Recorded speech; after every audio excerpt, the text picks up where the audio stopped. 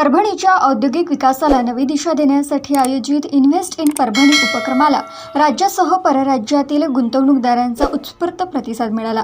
अक्षदा मंगल कार्यालयात झालेल्या कार्यक्रमात विविध कंपन्यांच्या गुंतवणूकदारांनी परभणीत गुंतवणुकीची तयारी दर्शवली। या माध्यमातून जिल्ह्यात उद्योगांना चालना मिळून स्थानिक युवकांसाठी रोजगाराच्या नव्या संधी निर्माण होतील, अशी माहिती पालकमंत्री मेघना बोर्डीकर यांनी दिली। मुख्यमंत्री देवेंद्र फडणवीस यांच्या पाठबळामुळे परभणीच्या विकासाला गती मिळेल असा विश्वासही व्यक्त करण्यात आला। कार्यक्रमाला खासदार रामराव वडकुते, जिल्हा अधिकारी, वरिष्ठ अधिकारी, व्यावसायिक आणि विविध कंपन्यांचे गुंतवणूकदार उपस्थित होते।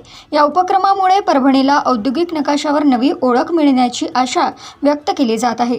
पूर्वीपासूनच होते, तुम्हाला माहिती असणार, काही वर्षांपूर्वी मी पतंजलीला जाऊन रामदेव बाबांना पण भेटली होती की त्यांच्या दूध डेअरी, त्यांचे जे काही आयुर्वेदिक औषधांचे प्रोडक्ट्स आहेत ते आमचे शेतकरी या ठिकाणी पिकवू शकतात, त्यासाठी तुम्ही गुंतवणूक करा, पण त्याला तेव्हा मला यश आलं नाही। त्यानंतर मी अमूल कंपनीकडे पण गेली काही वर्षांपूर्वी, त्यालासुद्धा मला यश आलं नाही। पण आज मागच्या 1.5 वर्षापासून, म्हणजे जशी मी पालकमंत्री झाले तेव्हापासून ठरवलं होतं आणि म्हणून आज तुम्ही बघितला हा आपला पहिला इन्व्हेस्ट इन परभणी कार्यक्रम अतिशय यशस्वी झालेला आहे। यामध्ये पुष्पाल होम टेक्सटाईल्सचं जे मागच्या 20 वर्षांपासून भारतातलं सर्वात मोठं ई-कॉमर्सचं मार्केट ज्यांचं बाहेर देशांमध्ये आहे, सर्वात मोठा बिझनेस ज्यांचा आहे, ते पुष्पाल होम टेक्सटाईलचा या ठिकाणी डायरेक्टर आले होते।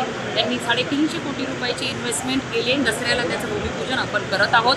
त्याच्या माध्यमातून या ठिकाणी 250 लोकांना रोजगार निर्मिती होणार आहे। त्याचबरोबर प्राईम फ्रेश ही लिस्टेड कंपनी आहे जी शेतकऱ्यांच्या सोबत काम करते, तर 10,000 शेतकऱ्यांना आपल्या जिल्ह्यातल्या या ठिकाणी त्यांच्या उत्पादनाला भाववाढ देण्यासाठी त्यांनी या ठिकाणी 250 कोटी रुपयाची इन्व्हेस्टमेंट करण्याचा MOU केलेला आहे आणि त्यांनी मागच्या 3 महिन्यापासून कामसुद्धा सुरू केलेलं आहे।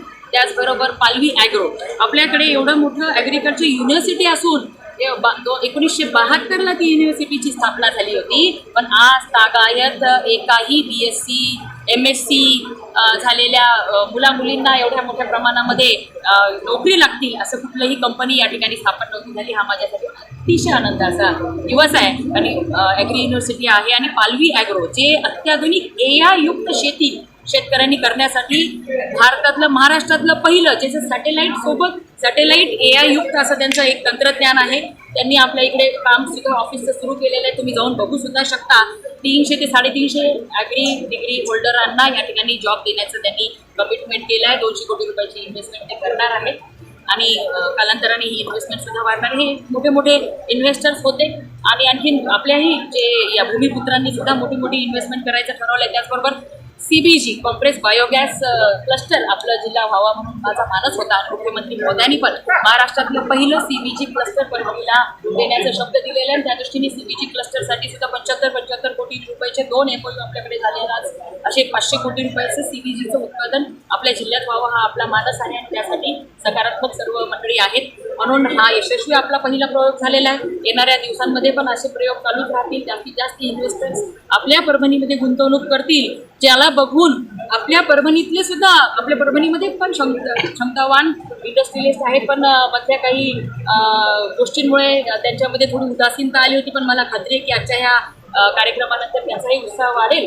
आणि अनेक भूमिपुत्र सुद्धा या ठिकाणी त्यांच्या इंडस्ट्रीज या ठिकाणी टाकतील आणि मोठ्या प्रमाणावर रोजगाराची संधी आपल्या जिल्ह्यातल्या तरुण प्रत्येकाची यादी आपल्याला देईल। कोणती कंपनी आहे, त्यांनी किती कमिटमेंट केलेली आहे आणि कशावरती काम करतात त्याची यादी आपल्याला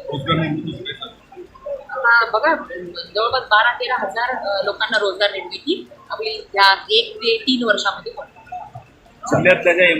MIDC शिवाय सुद्धा आपल्याच जिल्ह्यातले CA धूत यांनी प्रायव्हेट इंडस्ट्रियल झोन बनवून त्या ठिकाणी सुद्धा चांगली इंडस्ट्री उभी करून दाखवलेली आहे। त्यामुळे MIDCचा आग्रह करण्यापेक्षा आम्ही ह्या ज्या कंपन्या आणल्या त्यांना आपणच MIDC सारखे सर्व त्या ठिकाणी उभं करून देणार आहोत। जे आपल्या मला बरेचसे आपल्या MIDC मध्ये ज्यांचे पूर्वीचे उद्योग आहेत, रेंटेड जागेमध्ये आहेत, त्यांनी सुद्धा विनंती केली की त्यांना आणखी एक्सपांड करायचे, कुणाला 3 एकर जागा पाहिजे, कुणाला 2 एकर, त्यांना सुद्धा आपण ती जागा उपलब्ध करून देणार।